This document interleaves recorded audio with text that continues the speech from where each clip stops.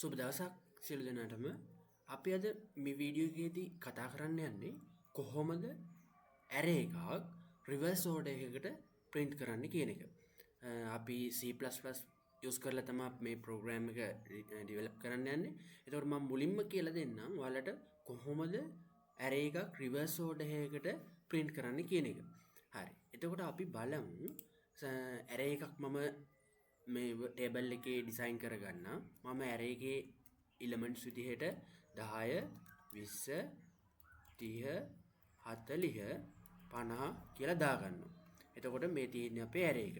එතකොට සාමාන්‍යයෙන් ඔයාලා දන්නවා ඇරේ එකක් කොහොමද ඉන්ඩෙක්සින් කරන්න කියලා. ඒ කියන්නේ ඇරේ එකේ එලිමන්ට්ස් වල තියෙන පොසිෂන් එක නම් කරන්න අපි භාවිතා කරනවා ඉන්ඩෙක්සින් කියන සිස්ටම් එක. එතකොට ඉන්ඩෙක්සින් පටන් ගන්නේ බිඳුවේ ඉඳලා.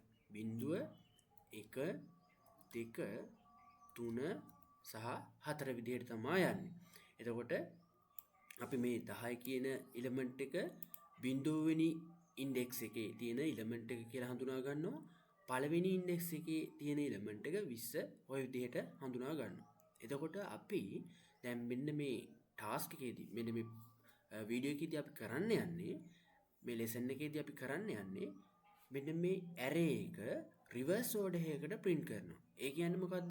ඒ කියන්නේ මෙතෙන්ට අපි ඇරේ එකේ පළවෙනි එලිමන්ට් එක එහෙමත් නැත්නම් ඇරේ එකේ ඉන්ඩෙක්ස් එක 0 වෙනි තැනට ඉන එලිමන්ට් එක 50 විදිහටත් ඊට පස්සේ දෙවෙනි එලිමන්ට් එක එහෙමත් නැත්නම් පළවෙනි ඉන්ඩෙක්ස් එකේ එලිමන්ට් එක 40 විදිහටත් ඔන්න ඔය විදිහට මෙතන 30 ඊට පස්සේ 20 ඊට පස්සේ 10 විදිහටත් print කරගන්න තමයි යන්නේ. එතකොට ඔයාලට පේනවා මෙන්න මේ 50 ඔරිජිනල් ඇරේ එකේ තිබ්බේ කොතනද?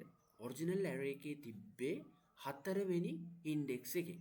එතකොට ඇත්තටම මෙතන වෙලා තියෙන්නේ මෙන්න මේ ඇරේ එක අපි රිවර්ස් ඕඩර් එකට print කරනවා කියලා කියන්නේ අපිට කරන්න පුළුවන් ඉස්සල්ලාම 4 වෙනි ඔරිජිනල් ඇරේ එකේ 4 වෙනි ඉන්ඩෙක්ස් එක print කරා නම් ඉස්සල්ලාම අපිට පුළුවන් පළවෙනියටම අවසාන එලිමන්ට් එක print කරගන්න. ඒ කියන්නේ අපි ඉස්සල්ලාම print කරනවා ඇරේ එකේ 4 වෙනි එලිමන්ට් එක. ඊට පස්සේ අපි print කරනවා ඇරේ එකේ 3 වෙනි ඉන්ඩෙක්ස් එක. ඊට පස්සේ අපි දෙවෙනි ඉන්ඩෙක්ස් එක, ඊට පස්සේ අපි පළවෙනි ඉන්ඩෙක්ස් එක, අවසානයේට 0 ඉන්ඩෙක්ස් එක එහෙමත් නැත්නම් පළවෙනි මේ ඔරිජිනල් ඇරේ එකේ පළවෙනි එලිමන්ට් එක print කරගත්තා නම් අපිට කරන්න පුළුවන් නේද මෙයාව රිවර්ස් ඕඩර් එකකින් print කරගන්න. එතකොට අන්න ඔය ටෙක්නික් එකෙන් තමයි ප්‍රෝග්‍රෑම් එක ඩිසයින් කරන්න යන්නේ. ඕපන් කරගෙන තියෙනවා. එතකොට මම නෝට්පෑඩ් එකේ තමයි ප්‍රෝග්‍රෑමින් කරන්න යන්නේ. එතකොට අපි දැන් C++ වලින් තමයි මේම ටාස්ක් එක කරන්න යන්නේ. ඒ නිසා මම ලැන්ග්වේජ් එක විදිහට C++ සිලෙක්ට් කරගන්නවා. හරි. එතකොට අපි දන්නවා කොහොමද C++ ප්‍රෝග්‍රෑම් එකක් ස්ටාර්ට් කරන්න කියලා. hash include iostream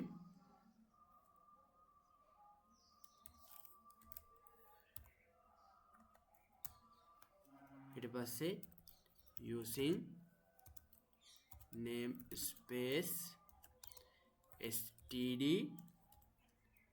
ඊට පස්සේ අපේ main method එක අපි integer විදිහට main method එක නම් කරන data type එක main ඊට පස්සේ return 0. හරි. එතකොට අපි දැන් array එකක් තමයි අපි reverse order එකකට print කරන්න යන්නේ.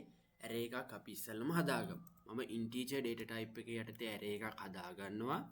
array එකේ නම ARR කියලා දාගන්නවා. මේ විදිහට කොටු වරහණක් අපි දාන්න ඕනේ මොකද ඒක array එකක් නිසා. ඊට පස්සේ අපි array එකේ elements ටික දාගන්නවා. අපි උදාහරණයක් ගත්ත විදිහටම array එකේ elements ටිකක් දාගමු. 10 20 30 40 සහ 50. මෙයා තමයි ඔරිජිනල් array එක. දැන් අපිට ඕන වෙන්නේ මේ array එකේ තියෙන elements ටික reverse order එකකට print කරගන්න. හරි. මම array එකේ size එක හොයාගන්න යනවා. array එකේ size එක මම ගන්නවා integer variable එකකට n කියලා දාගන්නවා size එක. array එකේ size එක අපි size of කියලා predefined method එකක් තියෙනවා. එතකොට C++ වලින් දීලා තියෙන. එතකොට අපිට මේ size of කියන predefined method එක පාවිච්චි කරලා array එකේ size එක ගන්න පුළුවන්. එතකොට array එකේ size එක කියනකොට මෙතන අපි size of array එකේ name එක දුන්නා a_rr. අපි කලින් හදාගත්ත array එකේ name එක. මෙතන size එක විදිහට එන්නේ කීයද?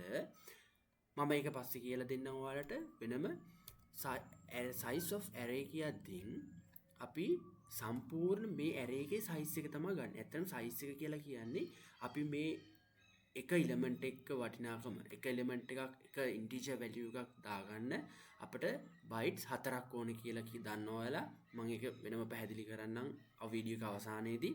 එතකොට size of array කියලා දැම්මා. අපි මේක බෙදා ගන්න ඕනේ එක element එකක size එකකින්.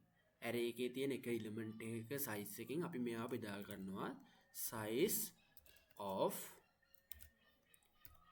array එකේ එක element එකක් අපි ගන්නවා. එක element ඕන element එකක් ඔයාලට ගන්න පුළුවන්. ඒක බිංදුවෙන් element index එකේ තියෙන element එක වෙන්න පුළුවන්. ඒක කැමැති එකක් වෙන්න පුළුවන්. එතකොට අපි ඔන්න size එක ගත්තා. ඇත්තටම මෙතන size එක විදිහට ඔයාලට සාමාන්‍ය පැහැදිලි කරොත් මෙන්න මේ විදිහට තියෙන්නේ සම්පූර්ණ element පහක් තියෙනවා.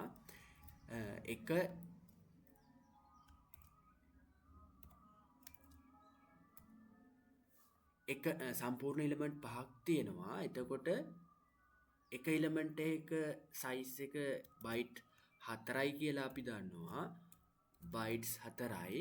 එතකොට සම්පූර්ණ වටිනාකම 20යි bytes වෙනවා. 20යි bytes. එතකොට අපි එක element එක වටිනාකමින් බෙදාගත්තා. ඒ කියන්නේ 4යි bytes සමානයි. එතකොට කීයද එන්නේ? size එක අපිට ගන්න පුළුවන් 5යි කියන එක. එතකොට අපි දන්නවා මෙන්න මෙතන 1 2 3 4 5 array එකේ size එක 5යි කියන එක. ඔක තමයි උතනින් කියලා තියෙන්නේ. හරිද? තවත් මම ඕනනම් වීඩියෝ අවසානයේදී පැහැදිලි කරලා දෙන්න. හරි. එතකොට දැන් අපි මේ අන්නේ array එක reverse order එකකින් print කරන්න නේ. හරි. මම එතකොට ඔයාලා කොහොමද දන්නවා array එකක් print කරනවා නම් අපි for loop එකක් පාවිච්චි කරන්න ඕනේ. ආගමු for loop එකක් ආරම්භ කරලා for කියලා ලිව්වා brackets open කරන්න ඕනේ. අපි ආරම්භ කරන value එක අපි i කියලා දාගමු. ආරම්භ කරන value එක i කාගෙන්ද replace වෙන්න ඕනේ. i value එක කාගෙන්ද පටන් ගන්න ඕනේ. අපි දන්නවා array එකේ දැන් 4 වෙනි element එකනේ ඉස්සරලම් print කරන්න වෙන්නේ. එතකොට මෙයා 4ෙන් තමයි පටන් ගන්න ඕනේ. 4 කියන කෙනා ගන්නෙ කොහොමද? දැන් අපි n කියලා හොයාගෙන තියෙනවා මෙන්න මේ array එකේ size එක 5යි කියලා. array එකේ size එක 5යි අපිට හැබැයි පටන් ගන්න වෙන්නේ 4ෙන්. එහෙනම් මොකද කරන්නේ? n - 1 කියලා දාගත්තා නම් හරි. හරිද? ඊට පස්සේ අපිට මේ array එක කීය වෙනකන් යන්න ඕනද? i කියන value එක කී වෙනියා වෙනකන් යන්න ඕනද?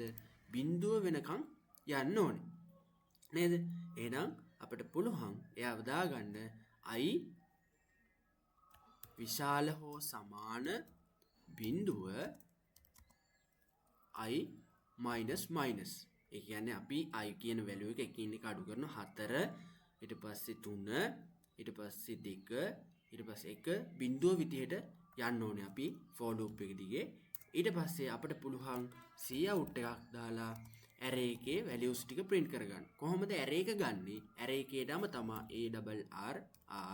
එතකොට අපි කොටු වරහන් දාලා තමයි array එකක values access කරන්නේ. දැන් අපිට පොදුවේ පුළුවන් for loop එක run වෙන අතර වාරේ i කියන value එක පාවිච්චි කරලා i කියන variable එක පාවිච්චි කරලා මේ array එකේ තියෙන elements ටික print කරගන්න පුළුවන්. හරි. එතකොට අපි ඕනනම් අපිට print කරගන්න පුළුවන් හිස් තැනකුත් element අතර පරතරයක් තියාගන්නත් පුළුවන්. අපි ඒකට මේවා කකුත් දාගමු. එතකොට ඔය විදිහට print කරලා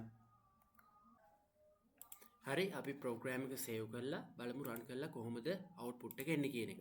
එතකොට මම සාමාන්‍ය නමක් දෙනවා array rv වගේ දෙන්නම්. array reverse කියන .cpp තමයි extension එක විදිහට අපි use කරන්නේ.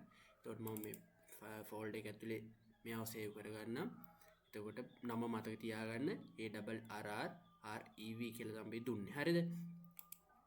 හරි. එතකොට මම මෙයාව CMD එකෙන් ඕපන් කරගන්නම්. අපි G++ පාවිච්චි කරලා තමයි මෙයාව රන් කරන්නේ. G++ array එකේ අපි දුන්න නම .cpp අපේ output එක එන්න ඕනේ කොහොමද? මම දාගන්න program 1. හරි. දැන් මම program